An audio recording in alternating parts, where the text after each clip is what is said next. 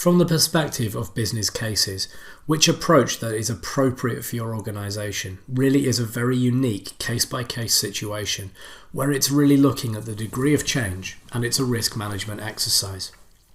I won't go through every single option. I think these options are somewhat self-explanatory. In terms of what they are, you've got wide ranges from fresh implementation or re-implementation all the way to make a more step-by-step go into HANA and then eventually move to S4HANA. One lesson learned that I really want to very quickly share here is when you're constructing your business case, it's critical you start out with the right implementation approach that's suited for your organization, for your situation. What's maybe not so important at the early stage is figuring out every single step that's associated with it.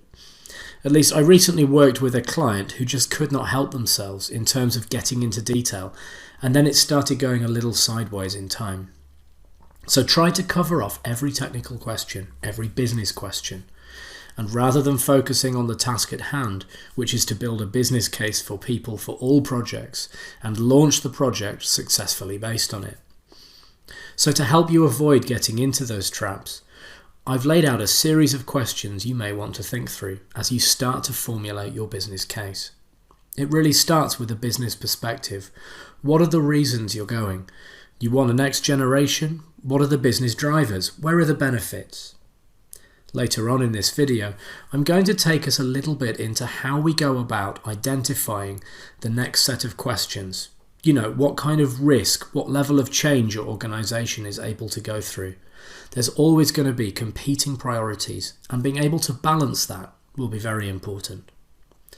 And what's really very prevalent now is you're going to a cloud solution appropriate for you, or introducing a private cloud option as well as public options for S4HANA. So that's certainly a consideration most organizations will go through. So the next question, what's the level of remediation? This is especially important for organizations who have a highly customized ECC system and they don't want to see that investment going away. So we'll get like now as we go to the next one. So to understand what the level of remediation required to bring those older codes behind a compliant is something we need to very quickly get our arms around. The last question is addressing any kind of external event that may affect your overall roadmap and decision. If you're in an industry where you have to be in compliance of external regulations, those deadlines will certainly have an impact on how you plan out your project. And this may seem like the complication that most of us would actually in reality like to make the process easier. I think many of you have heard about the new privacy, so it certainly kind of boxes you in and forces you to do certain things within certain timeframes. There's no one right roadmap for everybody. Everyone is using SAP differently. Your organization is structured not all that similar to your competitors or others in the industry. It's really good we all spend some time to study the decisions that were made by those other companies that have already made them. But my caution here to all of you is don't spend too much time on it.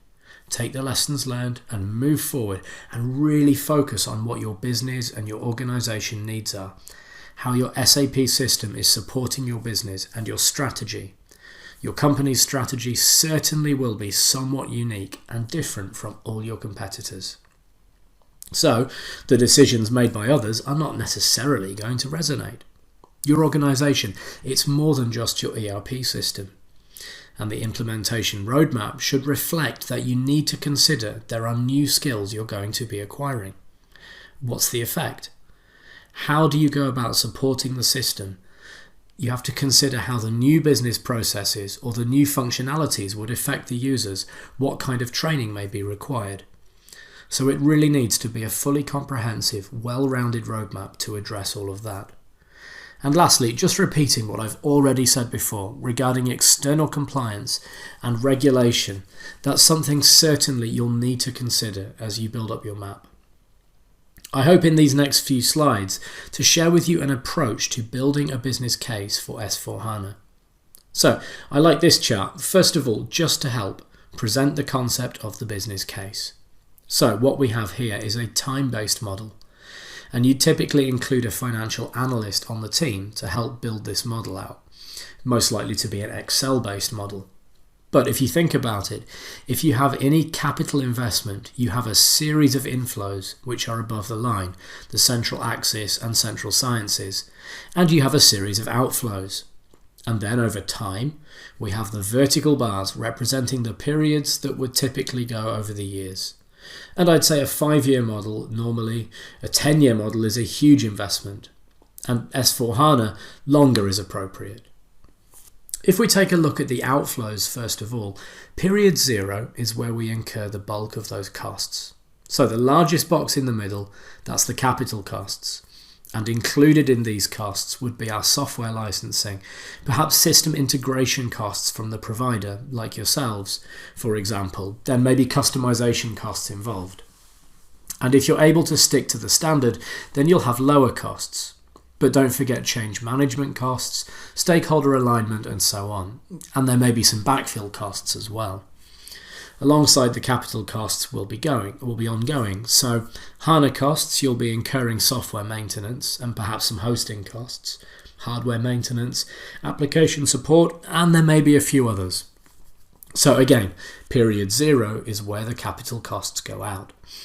And there needs to be a team of people involved in pulling these costs together, because it will depend on the chart that we showed earlier on the different options on the face. You may want to include in the model those different options.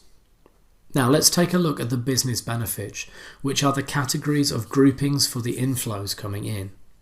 I think this is a reasonable grouping of inflows. In your case, it may be slightly different. But let's take a look at the benefits. The first area is the cost avoidance in legacy. It's capital costs. So if you do nothing and you just stay on the current platform, you would have to incur capital costs on your legacy IT systems. Now, to the extent those are materials largely unexpected, you may be able to find them in your 3 or 5 year strategic business plans. And you'd include that as cost avoidance because it helps compensate for the offset in the capital costs you'll be incurring. And the way I structured this chart, you can see that I start these benefits in period 1, and they start later as you start moving down the time horizon. To think about in this chart that I kind of moved from a position of more certain benefits to less certain benefits as you move up the line. So the cost of going into the legacy, its capital cost, is certainly something you'll avoid. You'll also avoid some cost avoidance in an ongoing operating cost as well. Maintenance fees, for example, will go away. Perhaps some of the application support will go away. But they'll be offset by the HANA costs, which are below the line. So these first two bars represent cost avoidance. The next level of the next 4 areas are more around benefits, and I've grouped them in this way. So the first area I chose and grouped is process harmonization benefits. This transformation in S4HANA may enable you to run your business with best practices across the enterprise. So you may be able to use some shared services or shared service centers. So as a result of those processes, harmonization is doing things the same way throughout your enterprise. You may be able to realize some significant efficiencies. Now that may be in terms of the model that you don't hire into the future at the same rate that you've been hiring in the past as your business grows. So you're able to do 2 more with the same or less expense when you take advantage of some of the automation possibilities enabled by HANA. So I think it's essential to get your process owners and to look at those different areas in the enterprise so that HANA can help. So that's the process harmonization benefits. And then along with that, our new ERP capabilities. So HANA has many capabilities that may be relevant to your business. So that's the next level of benefit groupings I have. For example, new capabilities in asset management, faster, more effective MRP. Now we have embedded EIM. Again, essential to look at those and see if you're able to leverage and take advantage to help calculate some of the benefit. The grouping I have is working capital improvements. Now, I think the reality is that what the benefits to working capital really flow out from the 2 previous bars that I've mentioned. Because they tend to be more one-time benefits, I've treated them as a separate bar here. And I think the major areas would be in your trade receivables, in your payables, and in your inventory or your days stock on hand. So if as a result of S4HANA you're able to realise improvements in any of those key working capital areas, then you'd incorporate those into the model as one-time benefits. And then finally, S4HANA is clearly the basis of the new digital core. It's the foundation for the digital enterprise, serving as the basis for business innovation and simplification. If as a result of putting in S4HANA, you've planned or intended to take advantage of new capabilities such as blockchain or Internet of Things or robotic process automation, to rely on that, you may want to also include benefits associated with those process improvements and incorporate that into your business case.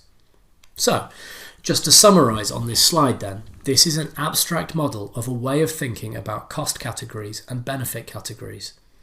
And if I jump to the end of a business case, then I have a summary sheet. And a summary data visualization could look something like this. We've got the x-axis in the middle, a 0, and anything below the line shows money going out, and anything above the line shows money coming in. Even though the numbers don't look anything like that, these are real categories you need to think through and think about.